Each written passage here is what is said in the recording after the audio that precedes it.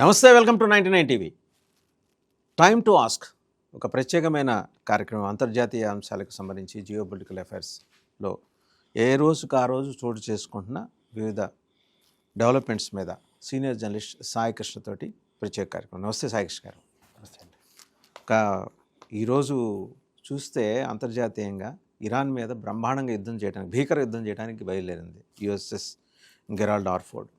తీరా మోసి టాయిలెట్ సమస్యతోటి పాపం సైనికులు చాలా ఇబ్బంది పడుతున్నారు. 4,500 మంది ఉన్నారు, సైలర్స్ కావచ్చు, సైనికులు కావచ్చు, అంతా కలిపి ఆ షిప్లో. వీళ్ళందరికీ ఏంటంటే సాంకేతిక లోపం అక్కడ ఏర్పడటం వల్ల ఒక్కొక్కళ్ళు వాష్రూమ్ దగ్గర 45 నిమిషాలు వెయిట్ చేయాల్సి వస్తుంది. ఇమాజిన్ సార్, మొత్తం సైన్యం అంతా చివరికి ఇరాన్కి వెళ్ళింది ఆ ఒక్క పని మీద అన్నట్టు బయటకి పిక్చర్ ప్రొజెక్ట్ అవుతుంది. యాక్చువల్లీ మీరు ఇందాక చెప్పినట్టుగా most expensive aircraft carrier in the world and largest aircraft carrier in the world. ప్రపంచంలోనే ఎక్కువ ఖరీదైనటువంటి ఎయిర్క్రాఫ్ట్ క్యారియర్, అదేవిధంగా ప్రపంచంలోనే చాలా పెద్దదైనటువంటి అమెరికా తయారు చేసినటువంటి గొప్ప ఎయిర్క్రాఫ్ట్ క్యారియర్గా పేరుంది యుఎస్ఎస్ గెరాల్డ్ ఆర్ఫోర్డ్.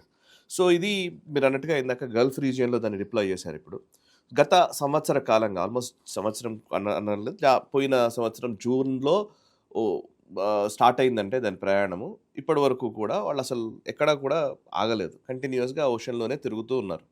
సో ఇంతకుముందు వెనిజులా అధ్యక్షుడు మడూరోని తీసుకొచ్చే క్రమంలో అమెరికా ఆపరేషన్లో భాగంగా ఇది కూడా అక్కడ కీలకమైన పాత్ర వహించారు.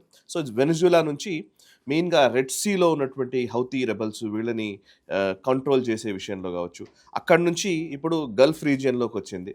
ఇరాన్కి పూర్తిగా అష్టదిగ్బంధనం చేస్తున్నటువంటి సందర్భంలో, ఇరాన్ని పూర్తిగా ప్రెషరైజ్ చేస్తున్నటువంటి టైంలో, ఒత్తిడిని క్రియేట్ చేస్తున్నటువంటి టైంలో అటు USS Abraham Lincoln aircraft carrier, ఇప్పుడు Gerald R Ford aircraft carrier, 2 aircraft క్యారియర్స్ని అక్కడ మోహరించారు.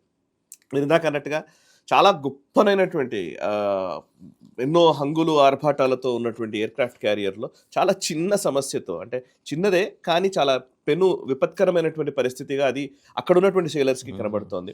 సో వాళ్ళు ఏంటంటే అక్కడ ఈ ఎయిర్క్రాఫ్ట్ క్యారియర్లో 4,600 మంది సేలర్స్ ఉంటారు. అంటే అందులో ఆల్మోస్ట్ 4,600 స్టాఫ్తో కలిపి, సైన్యంతో కలిపి ఉండేది. సో 4,600 అంటే ఇట్స్ బిగ్ నెంబర్ నిజానికి. సో వాళ్ళందరికీ ఏంటంటే టాయిలెట్లకి సమస్య. ఇప్పుడు టాయిలెట్స్ సీవేజ్ ఉంటుంది కదా, ప్లంబింగ్ ప్రాబ్లం తోటి టాయిలెట్లు అన్ని బ్లాక్ అయిపోయి ఆ టాయిలెట్స్ క్లీన్ చేయడానికి చాలా కష్టం అయిపోయి, నీళ్లు నిలిచిపోయి చాలా ఇబ్బందులు పడుతున్న టైంలో అందులో ఏంటంటే ఒక వాల్వ్ పాడైనా మొత్తం సిస్టమ్ అంతా కొలాప్స్ అవుతుందంట. అట్లాంటి ఎయిర్క్రాఫ్ట్ క్యారియర్ని తయారు చేసుకున్నారు వాళ్ళు. ఎలాగ చేశారో నాకు తెలియట్లేదు. వాక్యూమ్ సివేజ్ సిస్టమ్ కాబట్టి ఒక్క వాల్వ్ ఇబ్బంది వచ్చినా మొత్తం మిగతా అంతా ఇబ్బంది అయిన పరిస్థితి. సో ఇప్పుడు 45 నిమిషాలు టాయిలెట్ కోసం వెయిట్ చేస్తున్నారు సైనికులు. వీళ్ళు మీరు ఇందాకన్నట్టుగా ఇరాన్తో కొట్లాడాలా, లేకపోతే హౌతీ రెబల్స్, లేకపోతే ఇరాన్ నుంచి వచ్చే మిసైల్స్ తో కొట్లాడాలా, వీళ్ళు టాయిలెట్లతో యుద్ధం చేయాలన్న పరిస్థితిలోకి వచ్చింది. అమెరికాకు సంబంధించినటువంటి ఒక ఘనమైన చరిత్ర కలిగినటువంటి అమెరికా పరిస్థితి ఇది. అండ్ ఇది అబ్జర్వేషన్ సాయి గారు, దాన్ని జామ్ క్లాగ్ అయితే, దాన్ని జామ్ అయితే దాన్ని సరి చేయడానికి యాసిడ్ ఫ్లష్ చేయాలట. యాసిడ్ ఫ్లష్ ఖర్చు 3,30,00,000 రూపాయలు, అంటే మన కరెన్సీలో దాంట్లో $400 మిలియన్ అది అక్కడ చూస్తే. సో అదే ఇప్పుడు దీంట్లో ఖర్చులు కూడా చెప్తున్నాను నేను. యాక్చువల్లీ యూనిట్ ప్రొక్యూర్మెంట్ కాస్ట్ ఇది $13.317 బిలియన్ ఖర్చు అయింది దీనికోసం. And only research and development cost అన్నీ కలిపితే $37.3 బిలియన్ ఖర్చు. $37.3 బిలియన్ ఖర్చు చేసి ఈ ఎయిర్క్రాఫ్ట్ క్యారియర్ని తయారు చేసుకున్నారు. అండ్ హవర్లీ దీని ఎక్స్పెన్సెస్ చూస్తే డైలీ ఆపరేటింగ్ కాస్ట్ $6 మిలియన్ నుంచి $8 మిలియన్ ఉంటుంది. ఒక డేకి ఖర్చు, ఒక రోజు ఎయిర్క్రాఫ్ట్ క్యారియర్ నడవాలి అని అంటే $6 మిలియన్ నుంచి $8 మిలియన్ వరకు ఖర్చు అవుతుంది. ఒక గంటకి దీని ఖర్చు అవర్లీ రేట్ $2,50,000 నుంచి $3,33,000 వరకు. అంటే ఒక్కసారి ఇప్పుడు ఇందులో వచ్చిన ఈ బ్లాక్ అయిపోయిన ఈ టాయిలెట్స్ని క్లీన్ చేయడం కోసం దానికి ఎవ్రీ టైం అది మొత్తం చేయాలంటే యాసిడ్ ఫ్లష్ చేయడానికి కూడా చాలా కాస్ట్ అవుతుంది. అంటే పాయింట్ ఏంటంటే వీళ్ళు ఒక నిజంగా ఇప్పుడు మాట్లాడితే $37 బిలియన్ అంటే ఒక ఎయిర్క్రాఫ్ట్ క్యారియర్ తయారు చేయడానికి అని అంటే కొన్ని చిన్న చిన్న కంట్రీలకు సంబంధించిన జీడిపి అది. ఒక రకంగా చెప్పాలంటే ఇప్పుడు ఒక $1 బిలియన్ కోసం పాకిస్తాన్ IMF చుట్టూ వెంపర్లాడుతోంది ఒక $1 బిలియన్ కావాలంటే.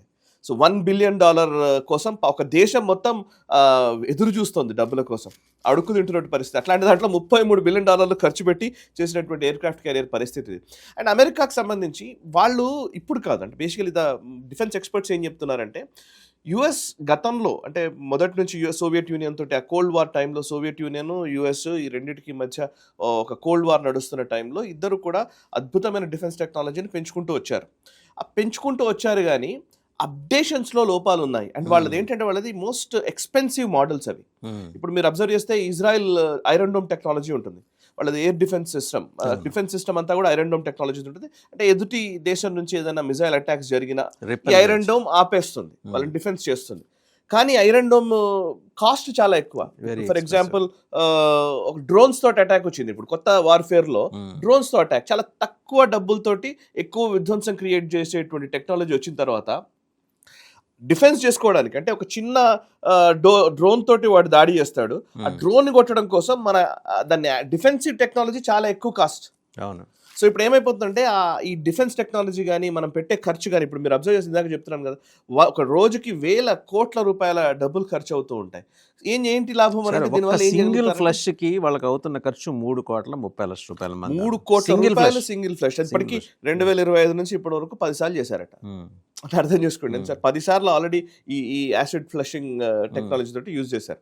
సో పాయింట్ ఏంటంటే, నేను ఇప్పుడు మాట్లాడేది ఏంటంటే, మేజర్గా డిఫెన్స్ టెక్నాలజీ మారుతున్న కొద్దీ తక్కువ ఖర్చుతో ఎక్కువ దాడి చేయగలిగేవి, తక్కువ ఖర్చుతో డిఫెన్స్ చేయగలిగేవి, అంటే ఎంత జుగాడ్ అంటారు కదా, మన ఇండియన్ జుగాడ్ అని అంటాం మనం బేసికలీ. అంటే ఎక్కువ ఖర్చు పెట్టడం వల్ల, అంటే ఎదుటి దేశానికి సంబంధించినటువంటి అపోనెంట్ కంట్రీకి సంబంధించినటువంటి వాళ్ళకు ఉన్నటువంటి వనరుల్ని పూర్తిగా ఖాళీ చేసే విధంగా చేసే టెక్నాలజీస్ మీద ఎక్కువ దృష్టి పెడుతున్నారు.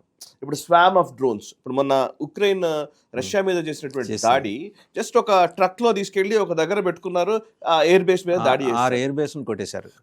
సో ఇప్పుడు ఇక్కడ కూడా అదే, ఇప్పుడు మనకు కూడా ఏంటంటే మనం అట్లాంటి టెక్నాలజీని బిల్డ్ చేసుకుంటున్నాం. అంటే ఇప్పుడు 2026లో మనం ఉన్నాం, ఆర్టిఫిషియల్ ఇంటెలిజెన్స్ యూజ్ చేయడం, కొత్త టెక్నాలజీ వస్తున్నాయి. సో ఇవేంటంటే ఇవి పాత టెక్నాలజీస్ మీద యుఎస్ లాంటి దేశాలు డిపెండ్ అవ్వడం వల్ల, యుఎస్ కానీ సోవియట్ యూనియన్ కానీ ఇవన్నీ బాంబర్స్ అంటారు, వాళ్ళ స్ట్రాటజిక్ బాంబర్స్. ఇప్పుడు మనకు రష్యా కూడా స్ట్రాటజిక్ బాంబర్స్ని మనకు ఆఫర్ చేస్తోంది, మనం రిజెక్ట్ చేస్తున్నాం. Strategic bombers it's almost equivalent to mother of bombs అంటారు కదా. ఇప్పుడు ఇరాన్ మీద యుఎస్ దాడి చేసింది, బాంబర్స్ B2 బాంబర్స్. ఆ B2 బాంబర్స్ లాంటిదే రష్యా తయారు చేసుకున్నది. ఆ స్ట్రాటజిక్ బాంబర్స్ ని మనకు ఆఫర్ చేస్తే మనం రిజెక్ట్ చేస్తున్నాం, ఎందుకంటే అవసరం లేదు, మనం చాలా తక్కువలోనే ఎక్కువ కొట్టగలుగుతున్నాం. సో మనం అంత కాస్ట్, అంత ఎక్స్పెన్సివ్ గా మనము చేయాల్సిన అవసరం లేదు. ఇప్పుడు ఆకాష్ ఉంది, Akash air defence missile system.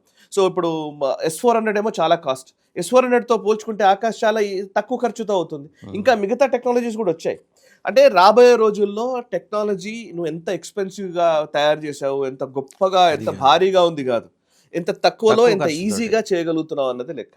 So ఇప్పుడు అడ్రస్ చేయాలంటే ఏంటి, వాళ్ళకి ఇంకా వేరే మార్గం లేదు. ఇప్పుడు ఏం లేదు, ఇప్పుడు ఇక్కడ ఒకటే కాదు, వాళ్ళకు టాయిలెట్స్ ఇష్యూ ఒకటే కాదు, ఇంకో ఇష్యూ కూడా ఉంది. ఏంటంటే వాళ్ళకి 4,600 మంది సేలర్స్ అందులో ఉన్నారు. 4,600 మంది జూన్ నెలలో వెళ్ళారు.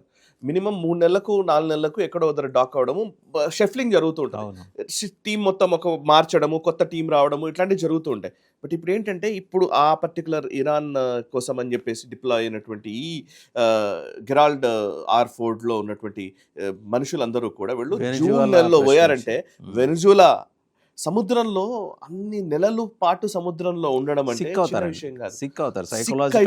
సైకలాజికల్ కష్టం అవుతూ ఉంటుంది, వాళ్ళతో మాట్లాడాలంటే కష్టం అవుతుంటుంది, మనిషి కనబడడు, ఉన్న సిస్టంలోనే బతకాలి, అందులో మళ్ళీ టాయిలెట్ ఇష్యూ, చిన్న ఇష్యూస్. సో ఒక మోస్ట్ టెర్రిబుల్ వాతావరణంలో అక్కడ సైనికులు ఉంటారు. సో వాళ్ళు నిజంగా మోరల్లీ స్ట్రాంగ్ ఉండాలి, సైకలాజికల్గా స్ట్రాంగ్ ఉండాలి, అప్పుడే ఎదుటి శత్రువుల మీద దాడి చేయగలరు. ఇప్పుడు సమస్య ఏంటంటే, ఈవెన్ ఇరాన్ మీకు వింటే ఇరాన్ నుంచి స్టేట్మెంట్స్ వస్తున్నాయి, వాళ్ళు చేయగలరా లేదా అనేది నాకు సందేహమే కానీ, బట్ వాళ్ళు ఏమంటున్నారంటే, మీరు కనుక ఒక్కసారి దాడికి ప్రయత్నిస్తే మీ ఎయిర్ క్రాఫ్ట్ క్యారియర్స్ని మేము ధ్వంసం చేయగలము అంటున్నారు.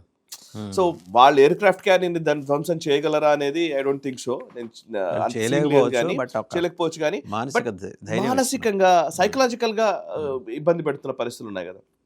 అండ్ ఇంకోటి, ట్రంప్ 2 ఎయిర్ క్రాఫ్ట్ క్యారియర్స్ ని ఇరాన్ కోసం అని చెప్పేసి చేయాల్సిన అవసరం ఏంటో నాకు అర్థం కావట్లేదు సార్. ఒక్క ఎయిర్ క్రాఫ్ట్ క్యారియరే చాలా ఎక్కువ. నిజానికి ఇరాన్ దగ్గర ఉన్న టెక్నాలజీకి ఇరాన్ని కట్టడి చేయడానికి అమెరికా పెద్ద సర్వశక్తులు ఒడ్డుతున్నట్టు కనబడుతుంది. Pressure building tactics.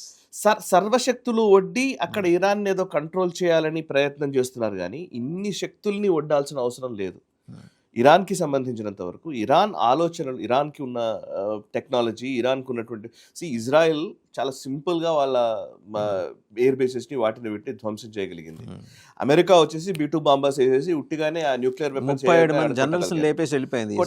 అంటే అదే ఒక చిన్న ఆపరేషన్కి పరిమితం అవుతాయి బెటర్ కానీ, బట్ ఇక్కడ వీళ్ళు మొత్తం మోహరించడం దేనికి సంకేతం? ఇప్పుడు మీరు అబ్జర్వ్ చేస్తే UAEలో వీళ్ళ ఎయిర్ బేస్ ఉంటుంది, వీళ్ళ ఖతార్లో వీళ్ళ ఎయిర్ బేస్ ఉంటుంది, ఒమన్లో ఉంటుంది, ఇరాక్లో ఉన్నది, ఇరాన్కి సరిహద్దుల్లో ఉన్నటువంటి దేశాలు అన్నింటిలోనూ మిలిటరీ బేస్లు ఉన్నాయి, ఎయిర్ బేస్ అరౌండ్ 30 ఉన్నాయి సార్ దగ్గర.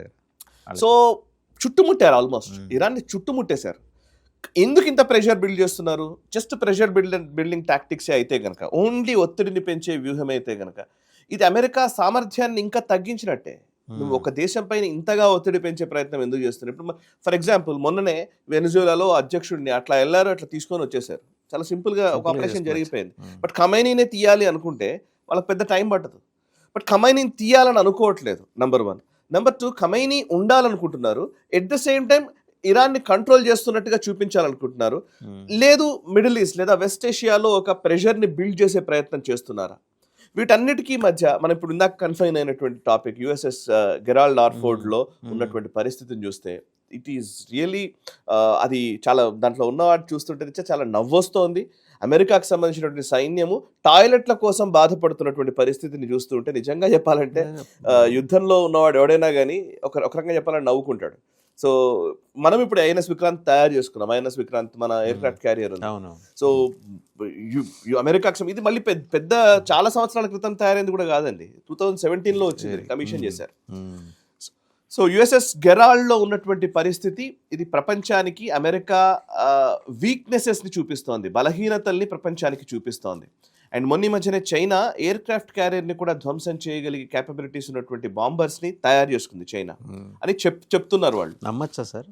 చెప్తున్నారు. ఎందుకంటే Claim చేసుకుంటున్నారు. చైనా విషయంలో నానా బుల్కదే గుర్తొస్తుంది. వాడు నిజం చెప్పిన నమ్మలేని పరిస్థితి. అంటే క్లెయిమ్ చేస్తున్నాడు వాడు, క్లెయిమ్ చేస్తున్నాడు కానీ అది నిజమా కాదా మనం చూడాలి. బట్ క్లెయిమ్ అయితే చేస్తున్నాడు. ఇంకోటి హైపర్సానిక్ టెక్నాలజీస్ వచ్చాయి. హైపర్సానిక్ టెక్నాలజీస్ మీరు అబ్జర్వ్ చేస్తే రష్యా దగ్గర ఉన్న హైపర్సానిక్ మనం కూడా డెవలప్ చేస్తున్నాం. హైపర్సానిక్ టెక్నాలజీ ఏంటి అని అంటే నువ్వు ఎంత పెద్దదైనా కానీ అది ఆర్బిట్లోకి వెళ్ళి కరెక్ట్గా ఆ టైం ప్రకారం చూసి గ్రావిటేషనల్ ఫోర్స్ తోటి వచ్చి కొడుతుంది. సో నువ్వు హైపర్సానిక్ మిజైల్స్ని ఆపగలిగే సామర్థ్యం నిజానికి డిఫెన్స్లో ఈ ఎయిర్ క్రాఫ్ట్ క్యారియర్కి ఉందా అంటే సందేహమే. సో టెక్నాలజీ చైనా దగ్గర ఉందా లేదా తెలియదు, బట్ రష్యా దగ్గర అయితే డెవలప్ చేశారు హైపర్సానిక్ టెక్నాలజీ. మనం డెవలప్ చేస్తున్నాం. రష్యా ఇరాన్కి ఇచ్చే అవకాశం. సో ఇప్పుడు రష్యా ఇరాన్కి ఇచ్చే అవకాశం. రష్యా ఇరాన్కి ఇవ్వదు, బట్ రష్యాకి ఆ టెక్నాలజీ ఉంది. అంటే ఇప్పుడు ఎయిర్ క్రాఫ్ట్ క్యారియర్ని ఇంత పెద్ద, మీరు ఇందాక అన్నారు పెద్ద ఎక్స్పెన్సివ్ ఎయిర్ క్రాఫ్ట్ క్యారియర్ తయారు చేసుకుని మనం పోతూ దాన్ని పర్వాలేదు, మనం ఏం పర్వాలేదు, మాకేం కాదు అనుకునే పరిస్థితి కూడా లేదు అని చెప్తున్నాను. సో రాబోయే రోజుల్లో ఎట్లాంటి టెక్నాలజీస్ వస్తున్నాయో వాటికి తగ్గట్టుగా US ప్రిపేర్ అవుతుందా అనే క్వశ్చన్ కూడా ఉంది అని. రైట్ సాయి గారు, చూద్దాం. వాళ్ళు ముందర యుద్ధం సంగతి సరే, అంతర్గతంగా వాళ్ళు ఎదుర్కొంటున్న యుద్ధాన్ని వాళ్ళు అధిగమిస్తే అదే 10,000 టాయిలెట్ యుద్ధం.